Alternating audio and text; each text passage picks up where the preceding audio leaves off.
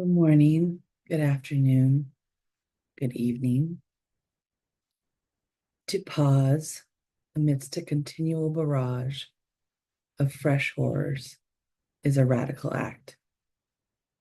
We can stop the constant activity to honor the dead, the lost, the discarded, the deported, the endings, to defy the systems reliant on this violence and fear and greed. Let us pause and be confused, despairing, rageful, grieving, and perhaps still hopeful together. Welcome, and please do whatever you need to do to be comfortable this morning, to be present to yourself. This is a time to just receive and reconnect to yourself, your body, the place you inhabit, the spaces you will be in today. Each day we follow a theme that follows the alphabet.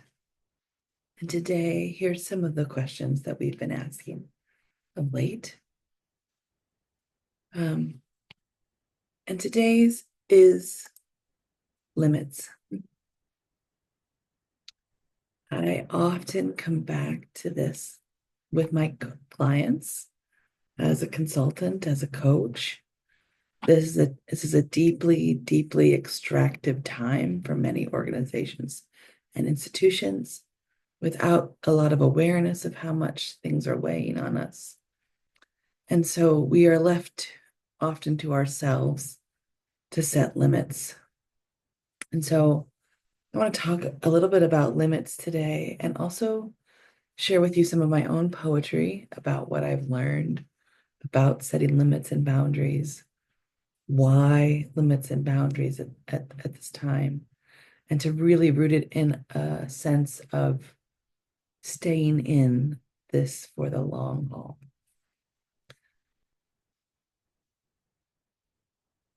So when I think about our first set of limits, it's we are limited by what we can actually achieve on our own. And I celebrate that limit. I am so grateful for that limit. I know that every outcome that I can even imagine is better when there's more people than me in the end and in the beginning of all those things. There's also limits to what we can expect from people, from organizations, from institutions at this time. And there's limitations to what we can put up with. Um, as I said, organizations are not going to stop extracting at this time because we've built these systems in a way that's sort of dependent on crisis. So, and we know that in this time, the needs of people are not going to be lessened. In fact, they're going to be ramped up. And so this first poem is really about inviting us to think about um, our pace and what's happening around us that is so unpredictable and uncertain. It's called Collapse is Fast and Slow. It's actually a poem that I wrote with my friend Kira Pranetta. There is a field, I am told, where past and future are now indistinct, where time collides and colluded with all beings, human and otherwise. I wonder, do some, most of the other beings know that nothing can be lost or gained? What is taken with force will somehow soften or not. I imagine there are no lines that matter there in that great field of relating that offers only slices and glimpses now. Perhaps horizon is the only line we notice there. All lines and limits and loss can be horizon. All changes will be fire or soil or wind or flood, sound. Speed aside, listen. listen. In this time of upheaval and chaos, there's also limitations to what we can perceive, to what we can imagine, which is why we need each other so profoundly in this time. This next poem is about reaching forward and backward at the same time, so that even if we might even understand ourselves to be alone, we know that that's untrue if we can hold what's back behind us and what's coming next. And so this poem is called Baby Girl Ancestor. There is so much I have to tell you, and there is so much you will have to learn on your own. There was so much that you'll have to endure in this life, and there is so much belief in yourself you will have to conjure. No, I am here. There are those who will doubt you, others who will take from you, those who will limit your perception of your own choices. Be limitless, be vast. No, I am here in the vastness. There will be trials, obstacles, losses, celebrations, and teases. There will be disappointments and delights beyond what you or I could imagine. Go forwards then, go backwards, be fearless.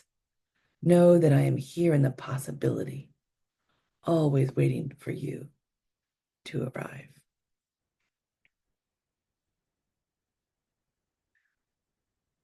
In the organizations I work with, one of the main things that is often described that is contributing to workplace tension is ambiguous or blurred, unclear boundaries, and a sense of complete over ambition for what we should be able to accomplish.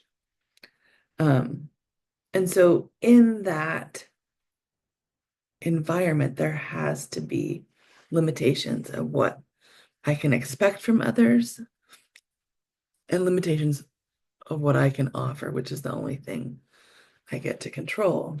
And the honesty of what I can do to support you and what I can't is the mark for me of a healthy workplace.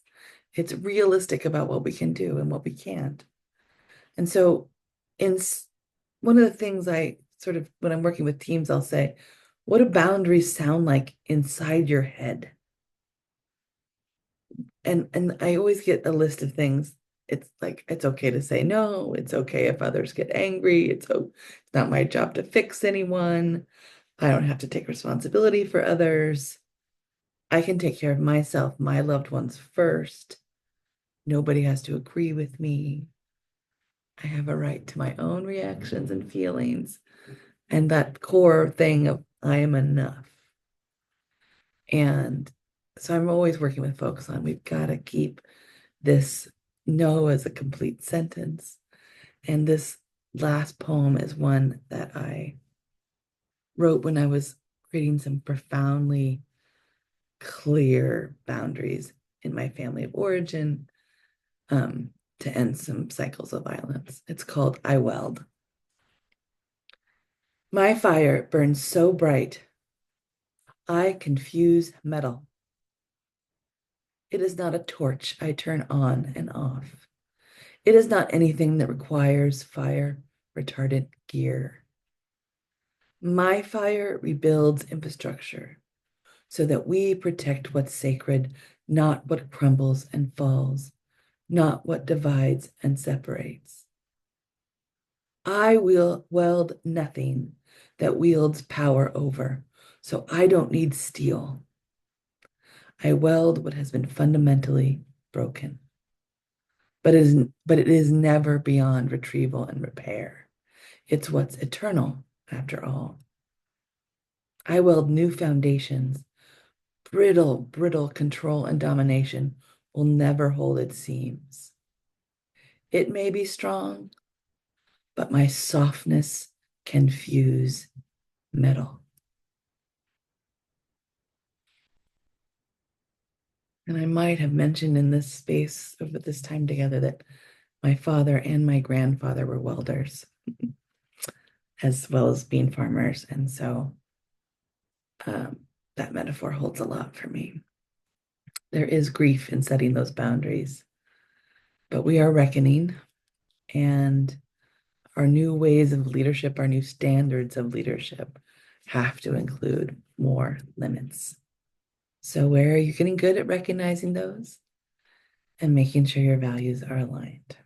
Thank you for being here today. As always, we appreciate any support greatly from the bottom of our hearts. And we'll end with the Dharma Collective today. May our eyes remain open even in the face of tragedy. May we not become disheartened. May we find in the disillusion of our apathy and denial a cup of the broken heart. May we discover the gift of the fire burning in the inner chamber of our being, burning great and bright enough to transform any poison. May we offer the power of our sorrow and our limits to the service of something greater than ourselves. May our guilt not rise up to form yet another defensive wall, even when we say no. May the suffering purify and not paralyze us. May we endure. May sorrow bond us and not separate us.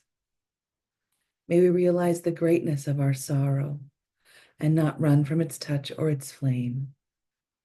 May clarity be our ally and wisdom our support. May our wrath be cleansing, cutting through the confusion of denial and greed. May we not be afraid to see or speak our truth. May the bleakness of the wasteland be dispelled. May the soul's journey be revealed and the true hunger fed. May we be forgiven for what we have forgotten and blessed with the remembrance of who we really are. Go forward, honoring our limits and aligning our values with our boundaries. Take good care.